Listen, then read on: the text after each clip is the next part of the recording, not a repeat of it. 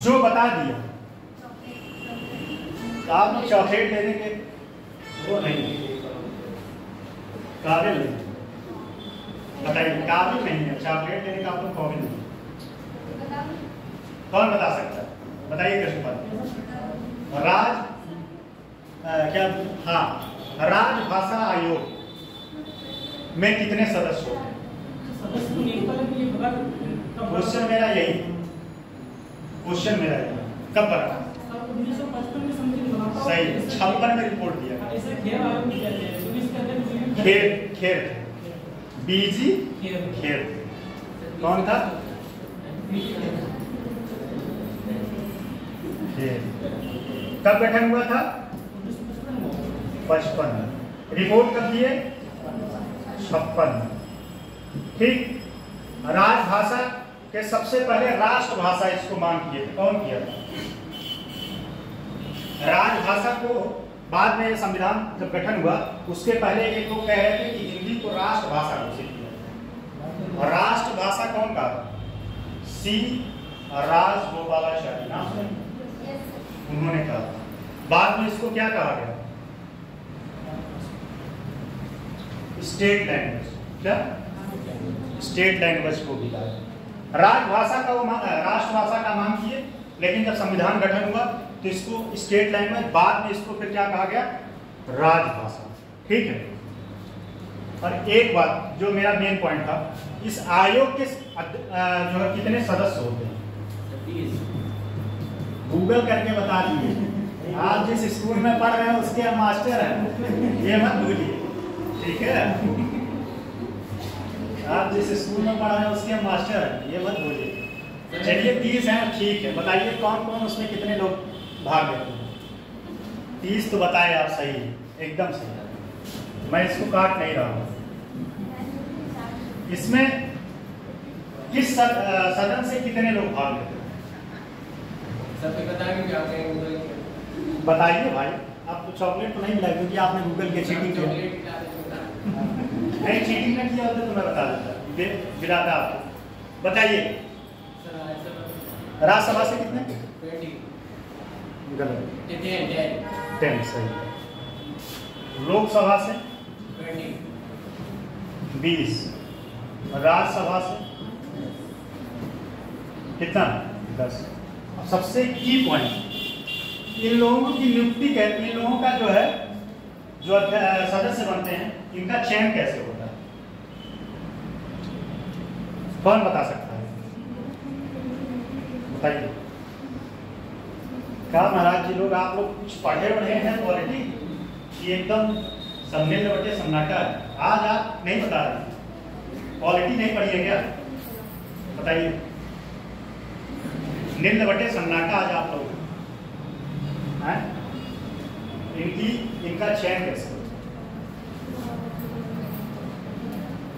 राष्ट्रपति का चयन जान रहे? राज्यसभा का सदस्य के चयन कैसे होता है? कैसे होता है आप बताइए। इतना अगर ये ना बता पाइए तो पहले जाके पानी लाइए सब हाथ में। राज्यसभा के सदस्य का चयन कैसे होता है? कौन बताएगा भाई? ये एकदम सीरियस मैटर, नहीं बता पाए तो फिर बताइए। राज्यसभा के सदस्य का चयन कैसे होता है? बताइए। राज्यसभा के सदस्य का अपने चालक तो होता है, कई प्रकार से होता है। आपका रूप से होता है, राष्ट्रपति के द्वारा मनोनीत होते हैं और लोग नहीं, हम बस चुनाव प्रणाली का बात कर रहे हैं। कैसे होता है? क्या होता है? कैसे वोटिंग होता है उसमें? आप उसके वोटिंग कैसे होता है? लोकसभा प्लस राज्यसभा? नहीं, हम ये नहीं पूछते, हम वोटिंग का प्रक्रिया पूछते हैं। मतलब बैलेट पेपर पे होता है कि ईवीएम मशीन? कौन बताएगा? बैलेट पेपर का मतलब समझना क्या होता है? क्या होता है? अच्छा, उसमें वोट ट्रांसफर होता है। राष्ट्रपति का चुनाव जानते हैं कैसे होता है? उसमें वोट ट्रांसफर होता है। कभी हमारा टॉपिक नहीं है तो नहीं तो मैं पढ़ाता, आपको बताता कि वो राष्ट्रपति का चुनाव प्रक्रिया क्या है। आपके सर बताया, मुझे ऐसा पूरा उम्मीद। तो इसका जो है चयन प्रक्रिया यही है कि बैलेट पेपर पे होता है तो सिंगल क्या? एकल संक्रमणी मत पत्थर द्वारा। ठीक।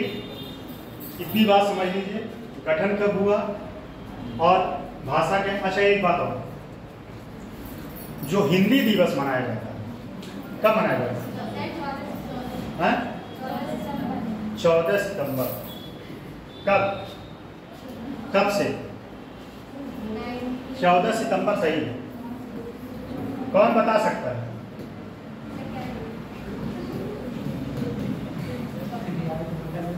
कौन बता सकता है? 1940 में तो इसको मांग था। 1949 लगातार मनाना कब से शुरू? मैं ऑप्शन दूं? 1952, 53, 54, 55। सबके आगे 19 जोड़। आप बताइए। 1952, 53, 54 सबके आगे 19 जोड़। आप लोग बताइए। आप लोग एकदम कुछ तुक्का कौन लगाएगा? आप बताइए कब मनाएगा? पहली बार नहीं पता, ऐसे कह रही जैसे कुछ पता ही नहीं। गजब बात है। आप बताइए। 1953 या 54? बताइए। 1953। ठीक है, बात समझ लीजिए। कहने का मतलब इतना है, राजभाषा के बारे में पता चल गया। हिंदी राजभाषा है, देवनागरी लिपि। ठीक, और अब हमें पढ़ना है उत्तर प्रदेश। क्या पढ़ना है? उत्तर प्रदेश।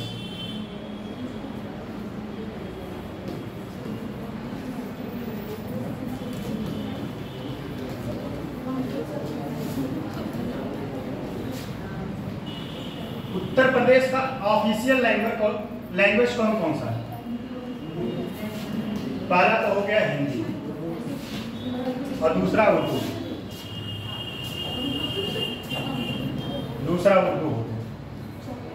ठीक, बात समझना। उर्दू जो है सेकंड ऑफिशियल लैंग्वेज, या इसको सह भाषा भी कहा जाता है। क्या कहा जाता है? सह भाषा। संविधान में टोटल कितने भाषा हैं? 22। सही बात। किस भाग में है? 20, 18 या 20। और कौन बताए? प्रकीर्णन 18। 20 में और कौन बताए? किस अनुसूची में? सही। 17 भाग। 17 भाग। ठीक, समझिए। इतना कंफ्यूज मत रहना। कंफ्यूज रहेंगे तो पता है क्या होगा? दिमाग जो है कॉन्सेप्ट आपके दिमाग में घुस नहीं पाएगा। हाँ, दिमाग में कॉन्सेप्ट घुस नहीं पाएगा। चलिए, राजभाषा के बारे में बता दिए। लिखिए राजभाषा। पहले टॉपिक का नाम लिख लीजिए, उत्तर प्रदेश।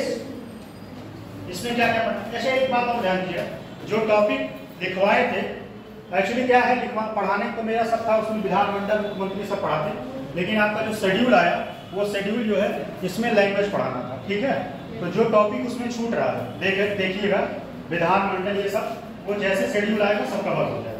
पहले प्रशासनिक ही हो जाता है, बेहतर रहता है। पहले प्रदेश का शासन प्रशासन हो जाता है। नहीं, तो वो तो हुआ ही है। पॉलिटिकल सिस्टम जब क्लास स्टार्ट हुआ है पॉलिटिकल, उसमें पहला क्लास का ये था तो पॉलिटिकल सिस्टम पढ़ाना। ठीक, उसके बाद 2 क्लास था उसमें। अब आगे क्या है? आगे हमको ऑफिशियल लैंग्वेज पढ़ाना। प्रशासनिक वाले में हो गया, अभी उसमें और भी पॉइंट बचा है तो वो कवर होता है। ठीक है, इसलिए मैं बता दूं। हाँ, ये सब सारे पॉइंट होगा, इसीलिए मैं बता दूं। बाद में आपको लगे कि पॉइंट बता के सारा छोड़ दिए चैप्टर। देखिए, आधिकारिक भाषा व भाषा है। आधिकारिक भाषा आप लोग भी याद करें, कोई सा पढ़ा रहे थे, इतना आजादी था। ठीक है, आधिकारिक भाषा व भाषा होता है जिसे किसी देश, हेडिंग है राजभाषा। आधिकारिक भाषा व भाषा होता है जिसे किसी देश, राज्य या अन्य संस्था द्वारा, चलिए,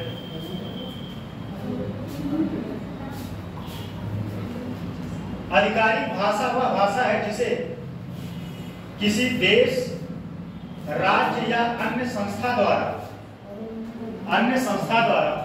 थोड़ा आपको पानी भिजवा दीजिए मुझसे बोलिए, अन्य संस्था द्वारा विशेष दर्जा दिया गया, आमतौर पर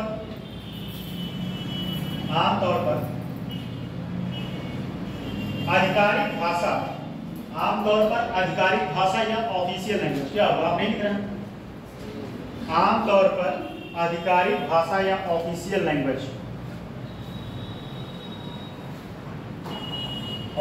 लैंग्वेज, शब्द सरकार द्वारा इस्तेमाल की जाने वाली भाषा को संदर्भित करता है। उदाहरण के लिए, अच्छा एक पॉइंट और बताइए, न्यायालय की भाषा क्या है? कौन बताए? अच्छा उर्दू है न्यायालय भाषा? कौन सा उर्दू आता है? कभी देखे हैं किसी हैं? न्यायालय की भाषा क्या है? एक DCS में पिछली बार क्वेश्चन आया था, अंग्रेजी को कितने साल के लिए अपनाया गया था संविधान के गठन में? 15 साल। बहुत सही है सर, लेकिन आज भी वह कंटिन्यू हो रहा है। न्यायालय की भाषा क्या है बताइए आप लोग, महामहिम लोग बताएं आप।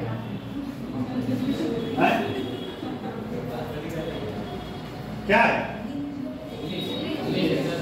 कितने साल के? अच्छा एक चीज और, अभी करंट में अभी संशोधन भी हुआ, अब वो अपना पब्लिश किस पे करेगा? कई भाषाओं में, टोटल 7 भाषाओं में।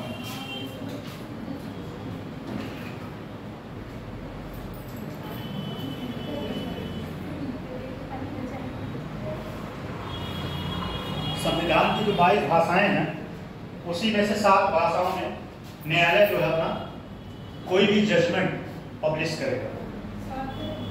7 ठीक भाषा बता देंगे कौन कौन सा है। अच्छा एक और चीज बता दें, कितने क्लासिकल लैंग्वेज, शास्त्रीय भाषा, इसमें इनाम मिलता है? ऑफिशियल लैंग्वेज, अरे सर शास्त्रीय भाषा, क्लासिकल लैंग्वेज, सही है। अब कितने वर्तमान कौन सा? मराठी हुई अभी। अच्छा जो नया 5 ऐड ऑन हुआ है वही बता दीजिए, जो नया 5 ऐड ऑन हुआ है, कौन बता सकता है? मराठी है, ये भोजपुरी है। चलिए अभी करवाएगा बता दें। चलिए इस्तेमाल की जाने वाली, ठीक है, अदालत या विधायकी या प्रशासन की भाषा राजभाषा कहलाती है। अब लिखिएगा राजभाषा।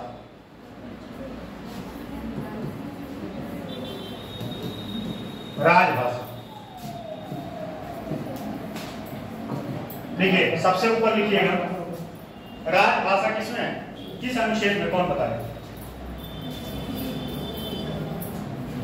बताइए राजभाषा किसमें?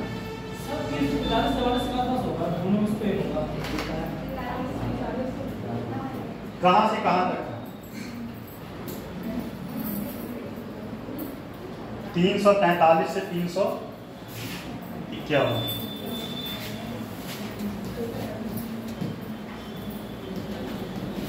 ठीक, दूसरा लिखिए इसमें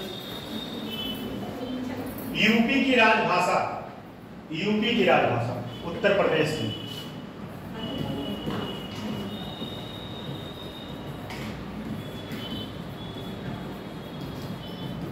किस अनुच्छेद में बताइए?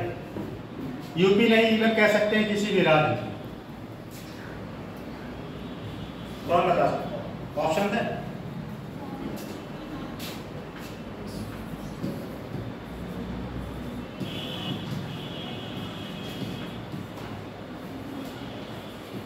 बताइए इसमें से कौन सा ऑप्शन? कौन गेस करे? और कोई बताए? कितने लोग इनके साथ जाना चाहिए? इनके साथ 345 सीरियस है, ठीक है, मजाक नहीं। बदतमीजी वाली बात मत किया, ठीक है? मेरा कहने का मतलब क्वेश्चन था।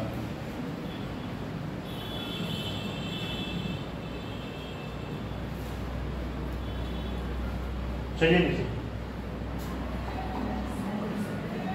देखिए, यूपी की राजभाषा।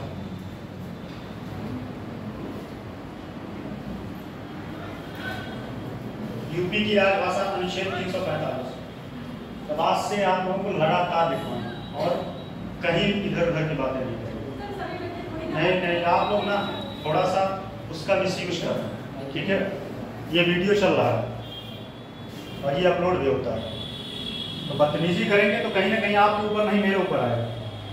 आज़ादी देने का आप लोग उपयोग करते हैं और लगातार पढ़ाएंगे, फिर बोर होने लगेंगे, जैसे और क्लास में बैठते इसमें भी नहीं बैठेंगे और नहीं बैठेंगे, मुझे कोई फर्क नहीं पड़ेगा। सीरियसली मैं बता रहा हूँ, मुझे एक लड़का रहेगा तब भी मैं पढ़ाऊंगा वैसे ही, 10 रहेंगे तब भी, तो उसका दुरुपयोग मत किया करिए। मैं चाहता हूँ कि चीज़ें आप लोगों को सही से समझ में आए।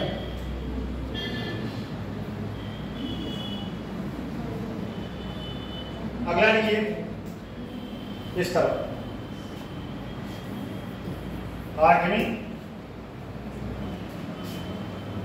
8वीं अनुसूची में वर्णित 22 भाषाएं। 8वीं अनुसूची में वर्णित 22 भाषाएं। नीचे वाले हाँ, ये सब क्या बताए? ये जो पॉइंट लिखवा रहे हैं इसी को राजभाषा डायग्राम बनाइए। 8वीं अनुसूची में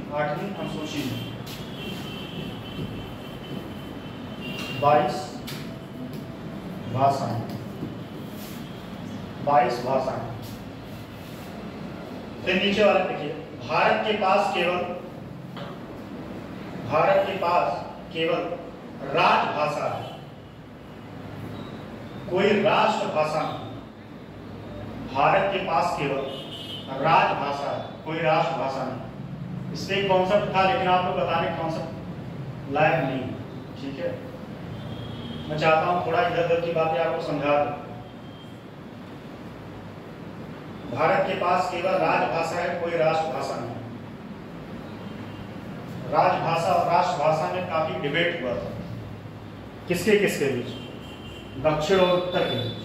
संविधान सभा का जब गठन हुआ था तो संविधान सभा में बहुत सारे लोग मांग कर रहे थे कि हिंदी को राष्ट्रभाषा बनाया जाए, लेकिन दक्षिण वाले जो थे, जो अंग्रेजी माध्यम वाले थे, वो लोग कहे कि ये भाषा को हमारे ऊपर थोपना हो, और वह इसके पक्ष में रहे थे। इस वजह से एक रास्ता निकाला गया कि हिंदी को राष्ट्रभाषा ने मान के राजभाषा दिया, ठीक है? फिर देखिए शास्त्रीय भाषा, यहां पर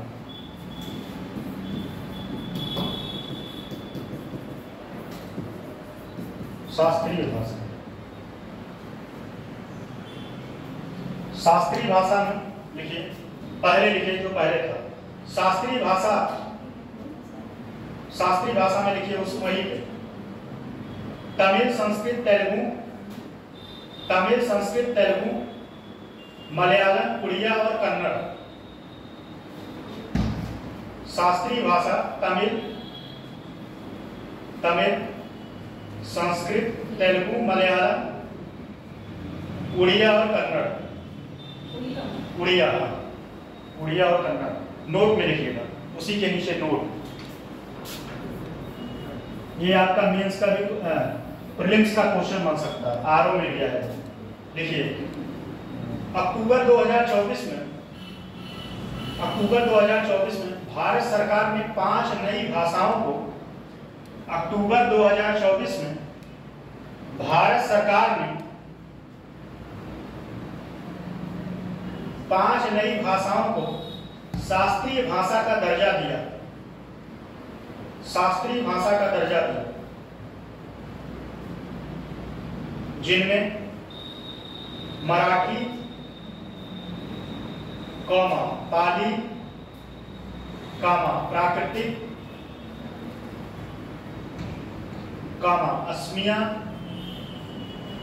असमिया और बंगाली, 5 भाषाएं।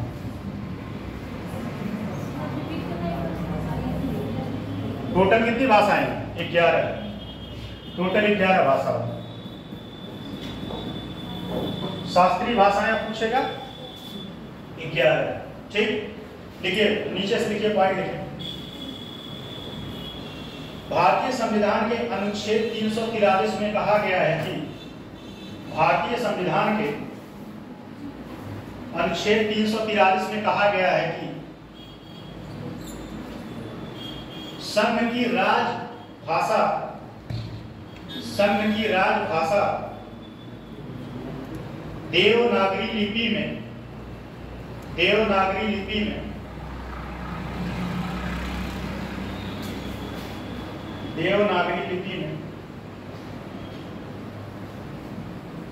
हिंदी होगी।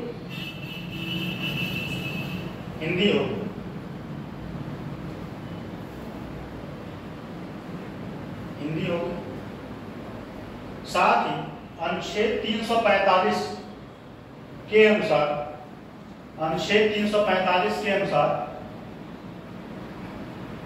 किसी राज्य की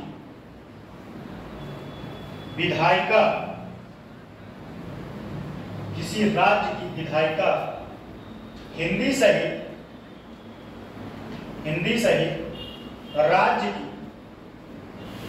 सहित राज्य की अन्य भाषाओं में किसी एक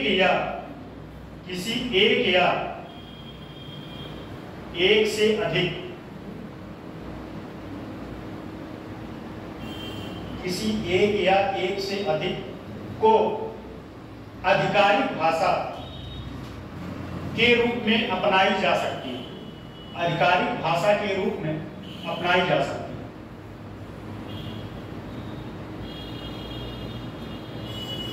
हिंदी दिवस लिख लीजिएगा। ये हिंदी दिवस कब से कंटिन्यू हुआ? 14 सितंबर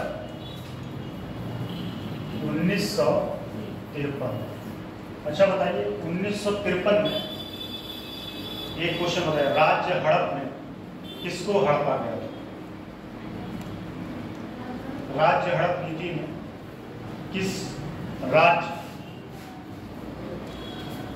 हिस्ट्री का क्वेश्चन, कौन बता सकता है?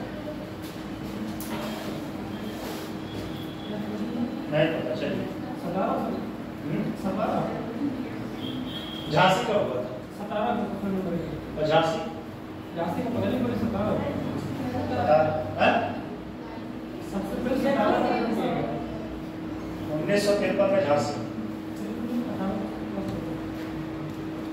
52, 53 ऐसे करके 56 में आवा। चलिए अगला लिखिए, उत्तर प्रदेश राज्य की आधिकारिक भाषा। उत्तर प्रदेश राज्य की आधिकारिक भाषा, उत्तर प्रदेश, हाँ, उत्तर प्रदेश राज्य की आधिकारिक भाषा।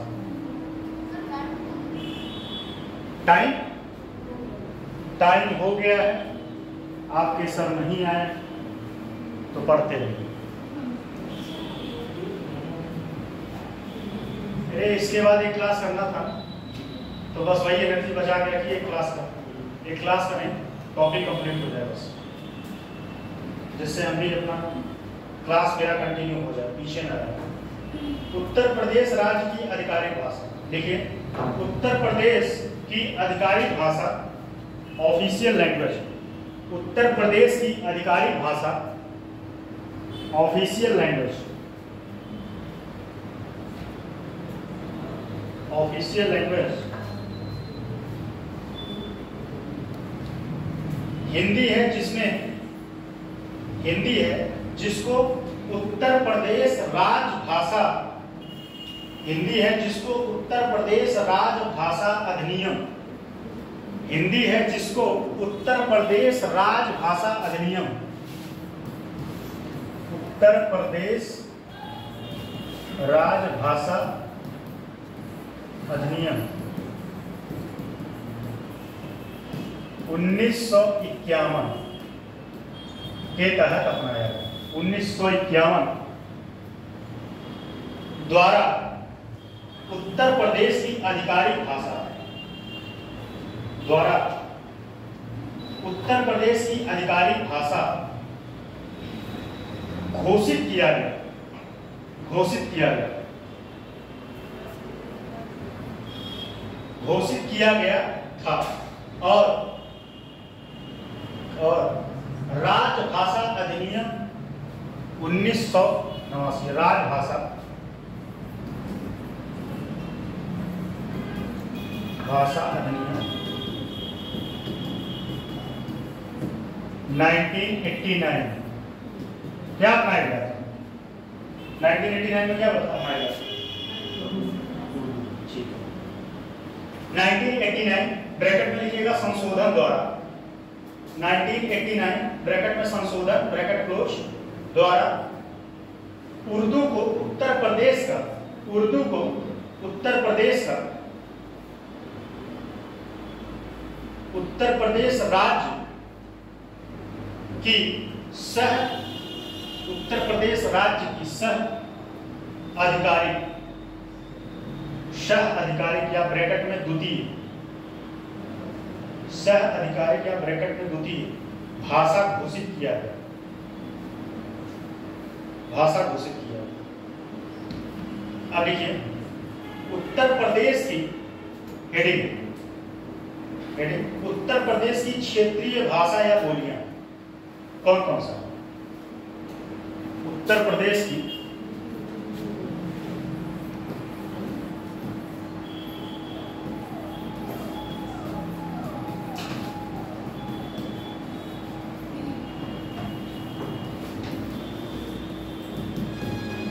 बोलियां कौन बता सकता है? कौन कौन सा बताइए? ये पढ़ा है, हिस्ट्री में पढ़ा है, कौन कौन सा?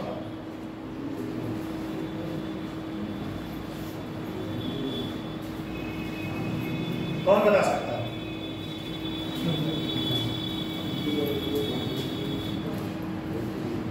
अवधि सुने? अवधि, भोजपुरी, कन्नौजी, बघेली, बघेली, ठीक आप लोग जा रहे हैं। बघेली, ब्रज भाषा, ब्रज भाषा,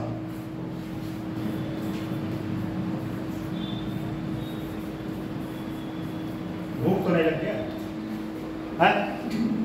भूख तो नहीं लग गया? पराठा वठा लेके आए, मौका मिले बस नहीं, एक आध गिलास पानी लगा के फिर खा लिया। देखिए राजभाषा विभाग उत्तर प्रदेश, एक मिनट क्या लिखे? उत्तर प्रदेश की क्षेत्रीय भाषा या बोलियां, इसमें लिखिए हिंदी एक, हिंदी एक जिसमें कई बोलियां शामिल हैं। एक मिनट, हिंदी एक विस्तृत भाषा है, हिंदी एक विस्तृत भाषा है, हिंदी एक विस्तृत भाषा है जिसमें कई बोलियां शामिल हैं, कई बोलियां शामिल हैं।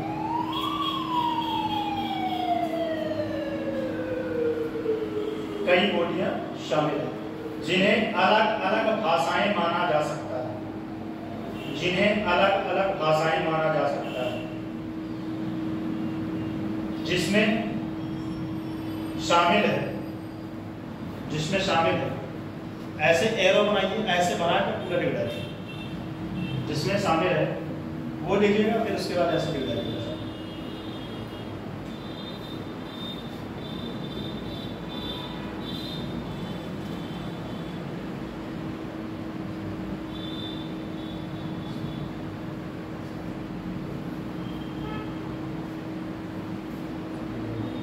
देखिए, राजभाषा विभाग उत्तर प्रदेश, राजभाषा विभाग उत्तर प्रदेश। देखिए, उत्तर प्रदेश के सरकारी कामकाज, उत्तर प्रदेश के सरकारी कामकाज हिंदी या अधिकार, उत्तर प्रदेश के सरकारी कामकाज हिंदी का अधिकाधिक, हिंदी का अधिकाधिक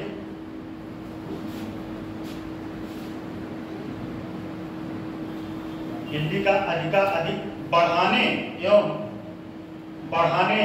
अंग्रेजी में हिंदी भाषा परिवर्तन की कठिनाइयों को दूर करने के उद्देश्य से,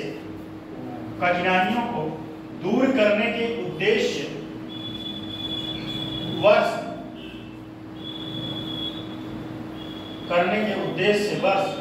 1958 में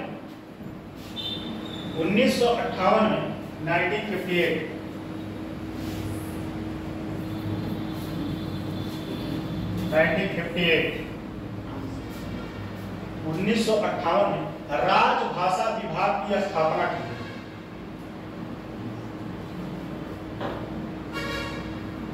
विभाग की स्थापना की गई थी। उड़ गया।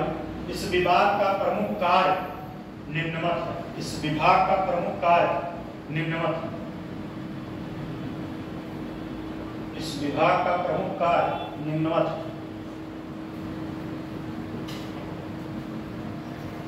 निम्नवत लिखिए पहला पॉइंट।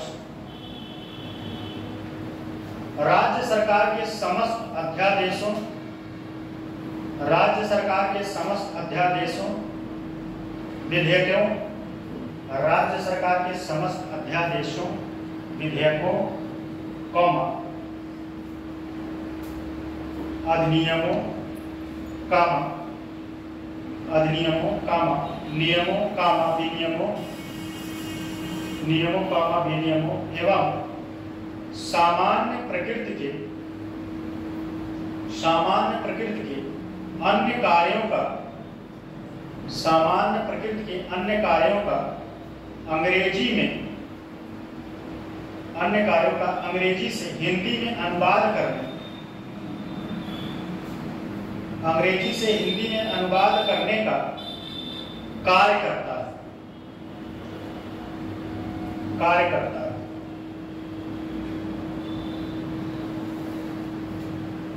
दूसरा पॉइंट, उर्दू, दूसरा पॉइंट, उर्दू के सरकारी, दूसरा पॉइंट, उर्दू के सरकारी गजट के, उर्दू के सरकारी गजट के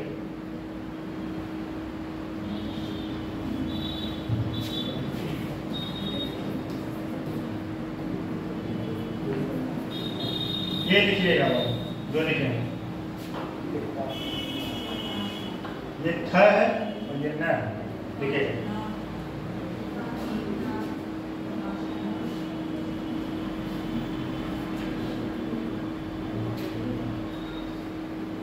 सामग्री का हिंदी से उर्दू, इस शब्द के बाद सामग्री का हिंदी से उर्दू तथा अंग्रेजी से उर्दू अनुवाद करना है। हिंदी से उर्दू, हिंदी से उर्दू तथा अंग्रेजी से उर्दू अनुवाद करना है, अनुवाद करना है। अगला पॉइंट, अगला पॉइंट, हिंदी एवं अन्य शास्त्र, हिंदी हिंदी एवं अन्य शास्त्रीय भाषाओं तथा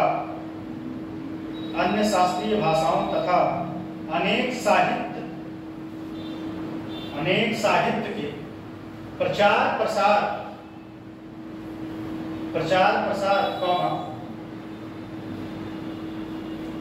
संरक्षण प्रोत्साहन विद्वानों एवं साहित्यकारों को सम्मानित करने संबंधी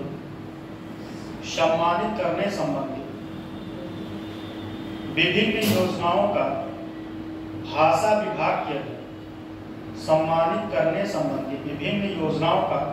भाषा विभाग के कार्यरत संस्थाओं अकादमियों के मध्य से प्रचार प्रसार संरक्षण प्रोत्साहन साहित्यकारों को सम्मानित करने संबंधित विभिन्न योजनाओं का भाषा विभाग के अधीन कार्यरत संस्थाओं अकादमियों के मध्य से संचालन करना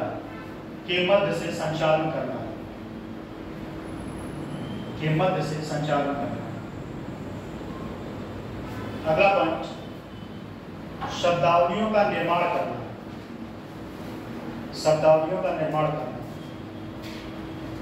अगला पॉइंट शब्दावलियों का निर्माण करना। लिखिए, एक पॉइंट और लिखिए, उसके बाद अनुवाद कार्य। अगला हेडिंग है अनुवाद कार्य।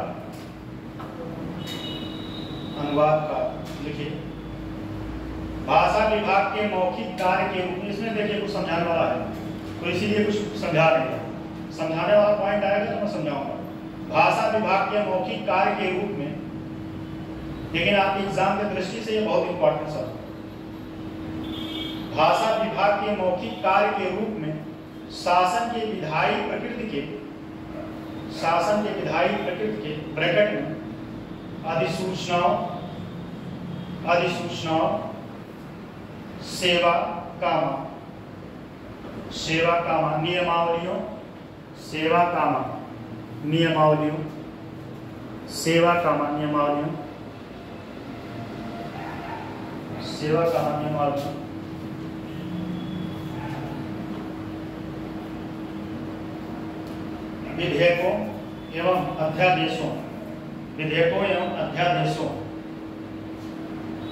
विधेयकों एवं अध्यादेशों ब्रैकेट क्लोज समस्त एवं सामान्य प्रकार का अंग्रेजी से हिंदी भाषा के अनुवाद एवं परिमार्जन कार्य होता है। हिंदी में अनुवाद एवं परिमार्जन कार्य होता है। अगला पॉइंट लिखिए इसमें, सरकारी गजट का उर्दू अनुवाद। अगला पॉइंट सरकारी गजट का उर्दू अनुवाद। अगला पॉइंट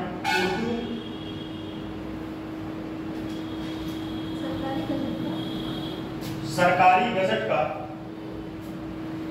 उर्दू अनुवाद। अगला पॉइंट हिंदी आशुलिपि एवं टंकर प्रशिक्षण केंद्र आशुलिपि।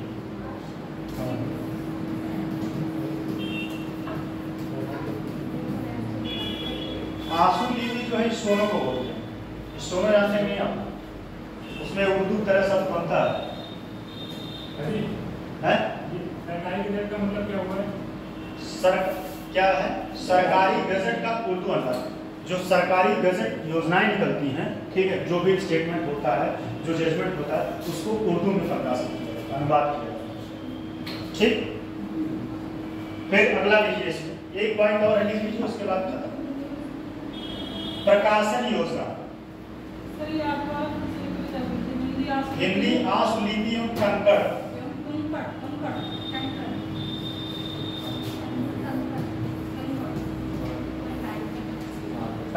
कंकड़ वाला टाइपिंग देखेंगे, पहले मशीन आता था, खट खट खट करता था, उसमें प्रिंट वो इंक डालना पड़ता था। प्रशिक्षण के प्रशिक्षण के। अब अगला प्रकाशन योजना। प्रदेश की सरकारी कामकाज में नियमानुसार एवं पारदर्शिता से कार्य विस्तारण में प्रदेश के सरकारी काम अच्छा, प्रदेश के सरकारी कामकाज में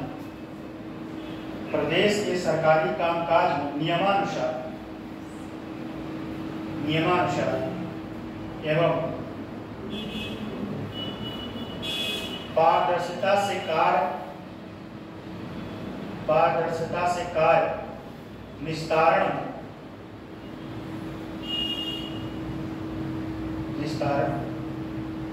सहयोगी भूमिका के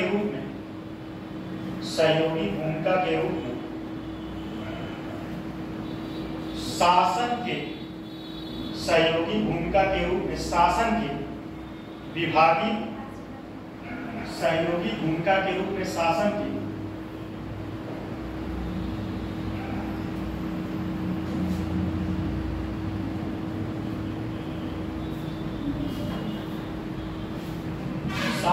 विभागीय मैनुअलों लिख लोगे कि नहीं? मैनुअलों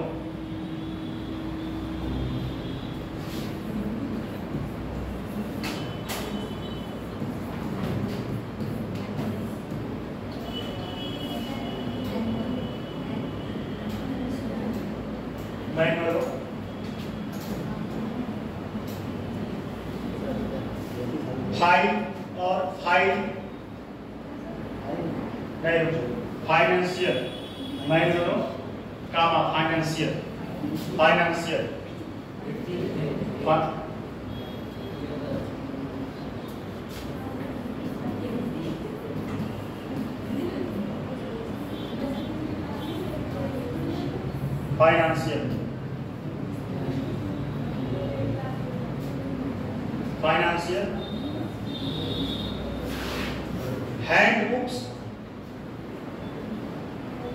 हैंडबुक्स महत्वपूर्ण आदेशों हैंडबुक्स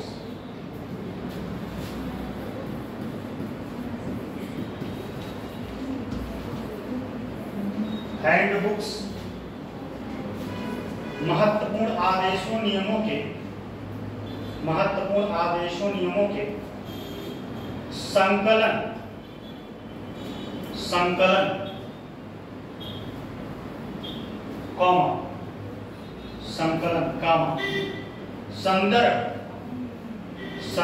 ग्रंथों का सामग्री संकलन संशोधन संपादन सामग्री का संकलन संशोधन संपादन एवं प्रकाशन कार्य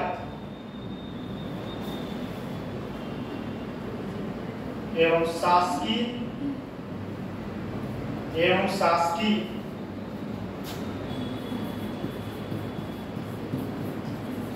ये देख लीजिएगा, शासकीय प्रयोगार्थ क्या हुआ?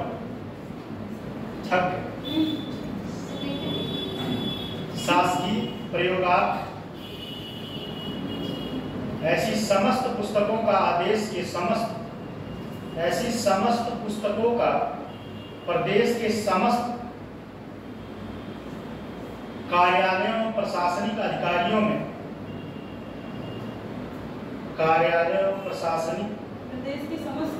प्रदेश के समस्त कार्यालय और प्रशासनिक अधिकारियों में वितरण कार्य भाषा प्रकाश अनुभाग द्वारा कराया जाता है। भाषा प्रकाश अनुभाग द्वारा कराया जाता है। भाषा प्रकाश अनुभाग द्वारा कराया जाता है।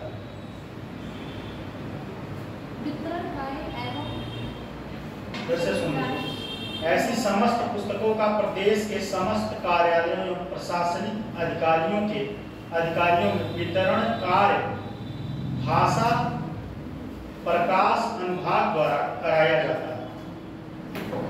बताइए, एक टॉपिक और है, पढ़ने में सक्षम हो तो बताइए, अदरवाइज ये आपके ऊपर डिपेंड करता है। अभी एक दिन इसमें और लगेगा, कल एक टॉपिक और है। कितना बड़ा क्या होता है, सेंटीमीटर तो नहीं है। हाँ, लेकिन ये है कि 10 मिनट लगेगा। ये मेंस में क्वेश्चन बना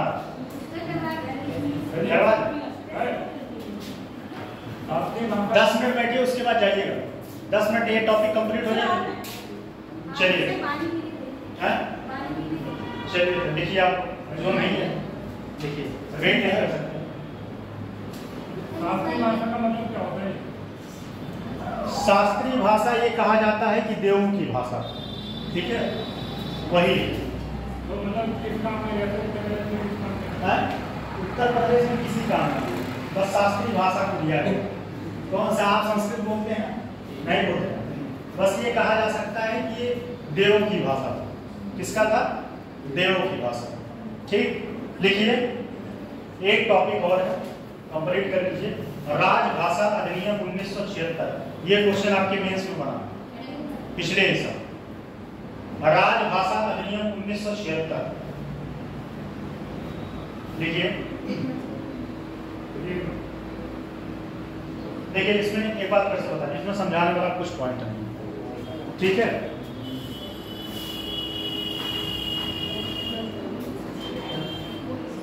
राजभाषा अधिनियम 1976 देखिए, ये टॉपिक कंप्लीट हो जाए उसके बाद आप लोगों का, अच्छा, राज्यपाल और ये सब जो विधायिका है, कार्यपालिका है, पढ़ के आइएगा। नहीं बता पाए कहीं क्लास में होगा, बनवाएंगे फिर शुरू होने वाला होगा।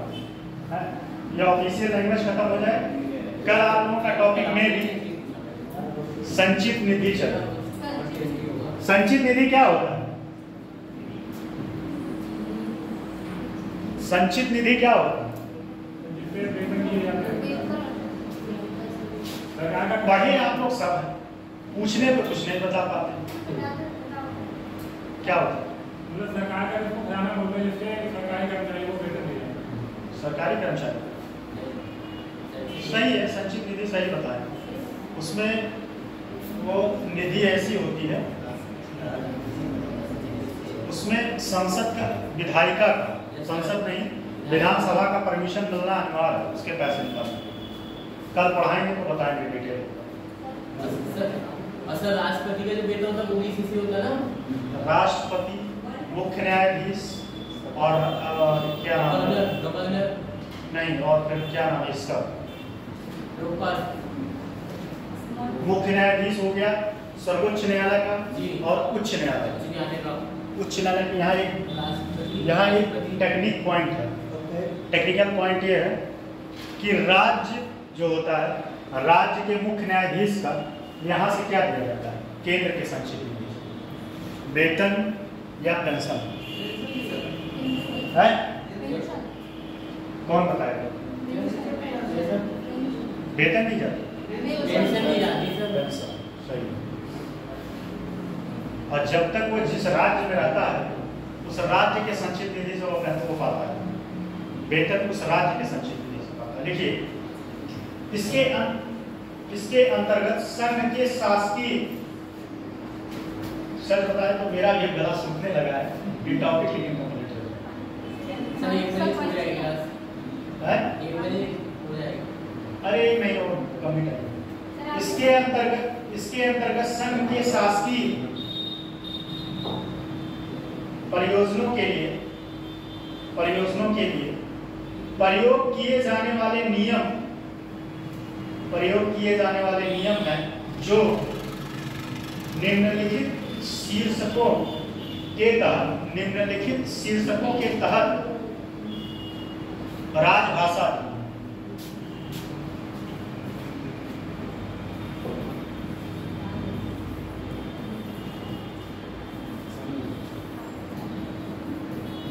अधिनियम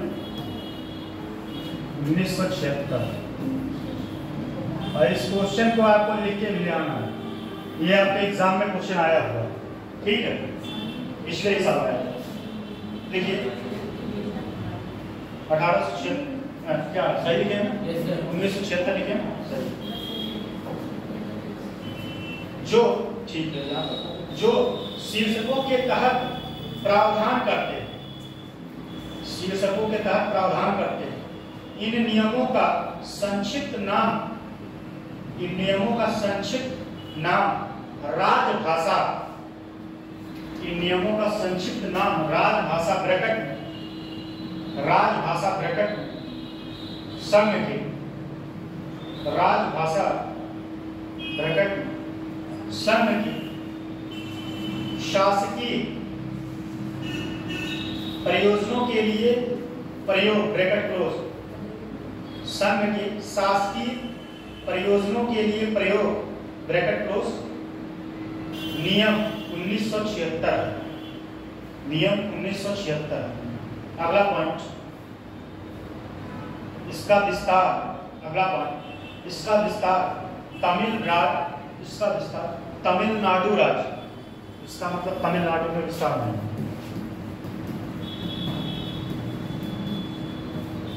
तमिलनाडु में नहीं, और बाकी राज्य में इसका विस्तार तमिलनाडु राज्य के सिवा संपूर्ण भारत में, तमिलनाडु राज्य के सिवा संपूर्ण भारत में। अगला पॉइंट, ये राजपत्र में प्रकाशन की तारीख को प्रवृत्त होंगे, प्रवृत्त,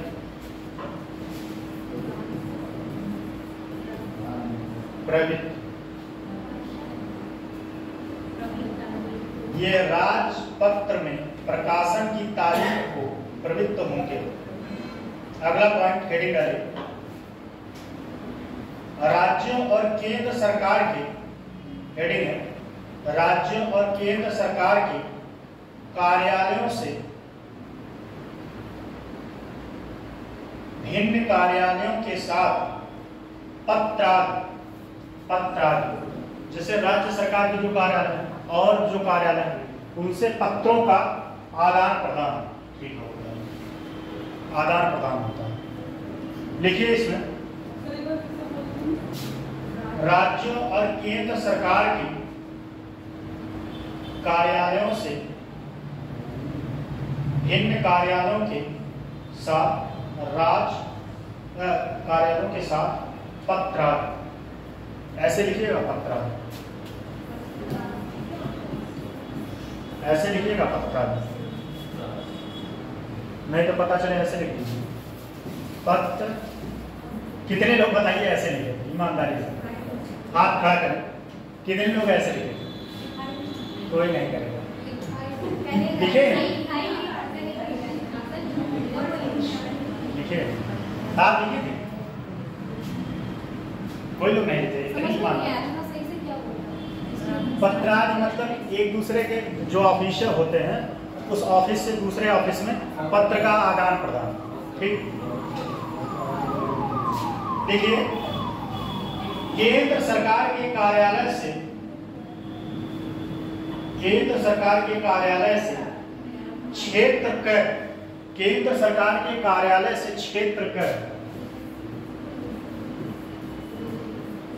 क्षेत्र कर, ऐसे लिखे केंद्र सरकार के कार्यालय से क्षेत्र कर, इन्वर्टेड का नाम लिखिएगा, क्षेत्र कर में किसी राज्य या संघ, किसी राज्य या संघ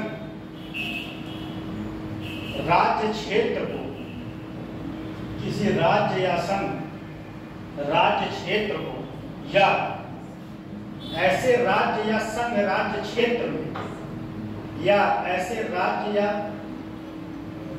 संघ राज्य क्षेत्र में किसी कार्यालय ब्रैकेट, किसी कार्यालय ब्रैकेट जो केंद्रीय सरकार का जो केंद्रीय सरकार का कार्यालय न हो, जो केंद्र सरकार का कार्यालय न हो, ब्रैकेट क्लोज, क्योंकि ये राज्य सरकार का है, जो केंद्र सरकार का कार्यालय न हो, ब्रैकेट क्लोज, को पत्र आदि सामान्यतः पत्रादि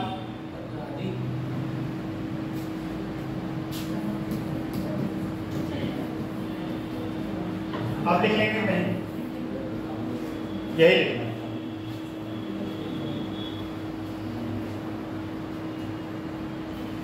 हिंदी में होंगे,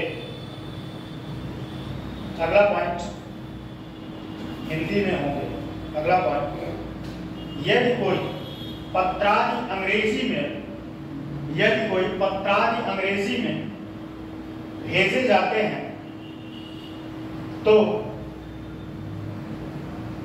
उनके साथ उनका हिंदी अनुवाद भी भेजा जाए, तो उनके साथ उनका, अच्छा ये बताइए उत्तर प्रदेश के जो कार्य होते हैं ऑफिशियल, वह किस भाषा में होते हैं? हिंदी भाषा और उर्दू भाषा। देखिए अनुवाद भी भेजा जाएगा। अगला पॉइंट, केंद्र सरकार के कार्यालयों के बीच पत्रादि, केंद्र सरकार के कार्यालयों के बीच पत्रादि, ये सारा पॉइंट लिख लीजिए, तो मैं इसमें बता रहा हूँ क्या करना है। केंद्र सरकार के कार्यालयों के बीच पत्रादि, वही लिख लीजिए, तभी मैं बता रहा हूँ, पॉइंट लिखिए, केंद्र सरकार के कार्यालयों के बीच पत्रादि। फिर अगला पॉइंट, हिंदी और अंग्रेजी दोनों का प्रयोग। फिर उसके बाद अगला पॉइंट, आवेदन अभ्यावेदन, आवेदन अभ्यावेदन।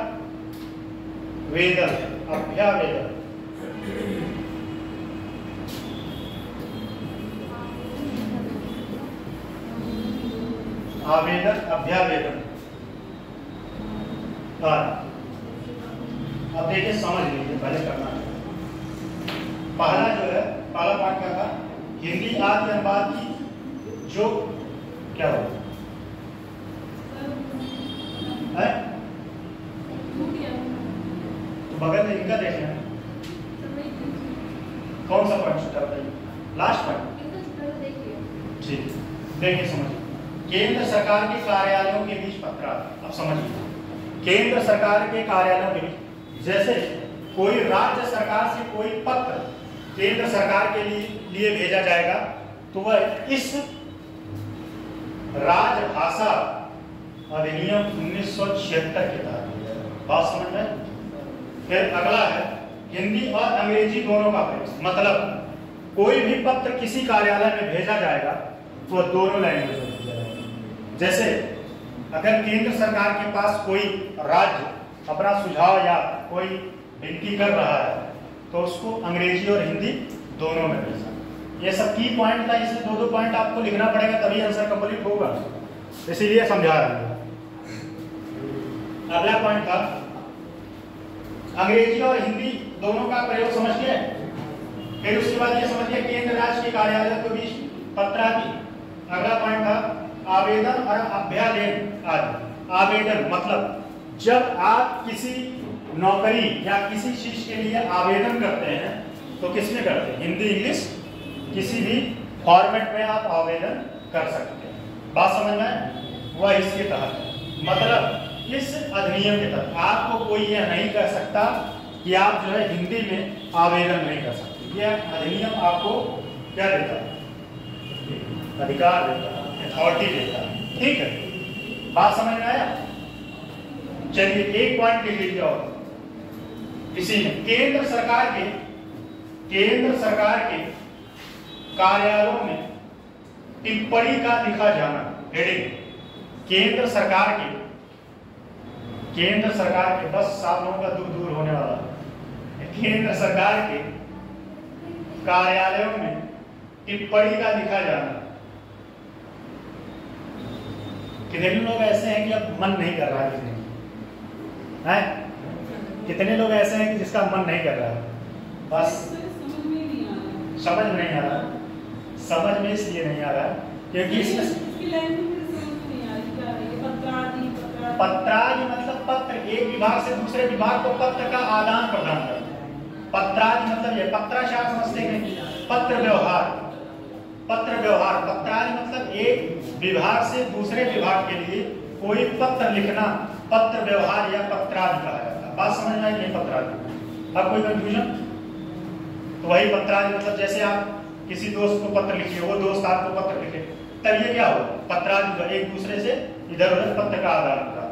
ठीक, अब लिखिए इसका एक हेडिंग लिखिए,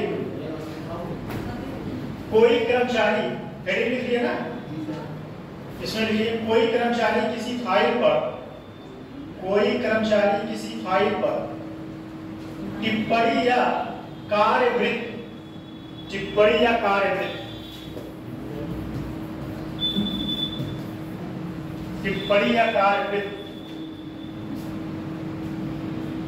हिंदी या अंग्रेजी में लिख सकता है। जैसे अब इसको समझ लीजिए, मान लीजिए कोई फाइल गया डीएम के पास, ठीक है, आप डीएम तो स्वयं लिखेगा, जो उसका स्टोनो होता है वो आप उस पर टिप्पणी करेगा, ठीक है, टिप्पणी करेगा और वह किसी लैंग्वेज, हिंदी या इंग्लिश किसी लैंग्वेज में वह टिप्पणी करके, टिप्पणी दो तरीके से होता है, एक तो पॉजिटिव होता है, एक नेगेटिव होता है, ठीक है। तो जैसा उसको लगेगा वो अपना सुझाव देगा, फिर आगे बढ़ा देगा। बात समझे? टिप्पणी या कार्यवृत्त हिंदी या अंग्रेजी में लिख सकता है और उसे यह अपेक्षा नहीं की जाएगी कि, और उससे यह अपेक्षा नहीं की जाएगी कि वह, अपेक्षा नहीं की जाएगी कि वह उसका अनुवाद दूसरी भाषा में प्रस्तुत करे, उसका अनुवाद दूसरी भाषा में प्रस्तुत करे। जैसे अब मान लीजिए कोई पत्र लिख के इंग्लिश में गया, ठीक, कोई पत्र लिख के अंग्रेजी में गया, क्या हुआ? उनका तबीयत खराब है क्या? है? लिख रहे हैं नहीं? तबीयत खराब है, तबीयत खराब है, फिर जाए आप क्लास, तबीयत नहीं ठीक है तो फिर क्लास में बैठने क्या मतलब?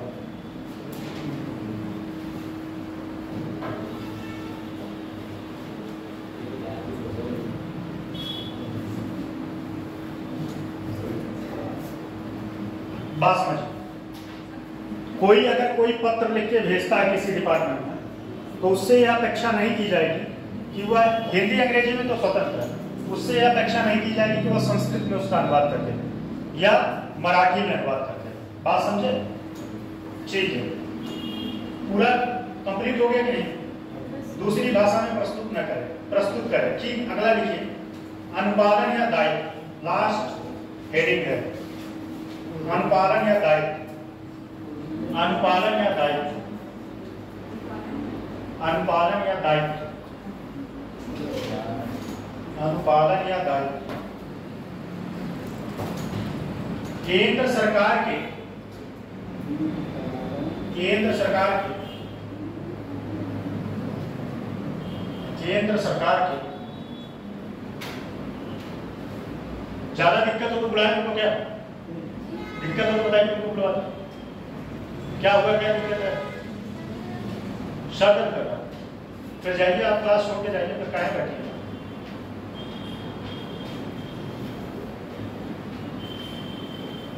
केंद्र सरकार के प्रत्येक कार्यालय के प्रशासनिक प्रधान का यह, प्रशासनिक प्रधान का यह उत्तरदायित्व होगा कि वह, उत्तरदायित्व होगा कि वह,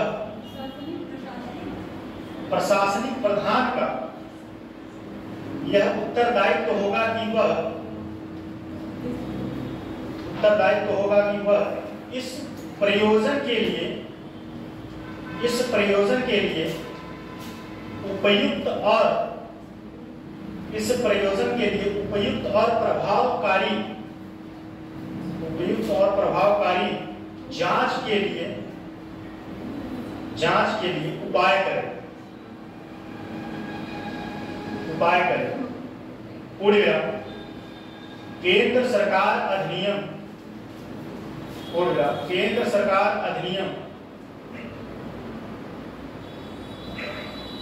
और इन नियमों, इन नियमों के केंद्र सरकार अधिनियम और इन नियमों के सम्यक, ये किसका ज्ञान था? सम्यक ध्यान, सम्यक दृष्टि किस धर्म का था? श्यामवाद किसका था? श्यामवाद क्या था?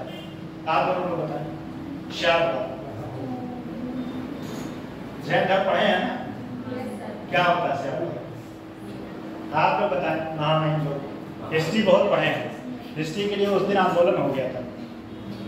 श्यामवाद एंशिएंट पढ़े हैं? क्यों नहीं पढ़े? मेडाइवल नहीं पढ़े? श्यामवाद कौन बता सकता है? चलिए बता दीजिए तो भी ठीक है, नहीं बताए तो भी ठीक। ये टॉपिक से पॉइंट है।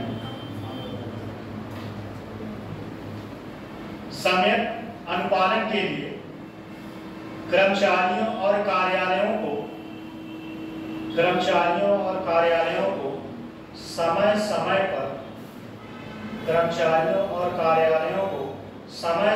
पर आवश्यक निर्देश जारी कर सकती है। समय समय पर आवश्यक निर्देश जारी कर सकती है। बस ये सिद्धम। आज का कथा संपूर्ण। इसको थैंक यू।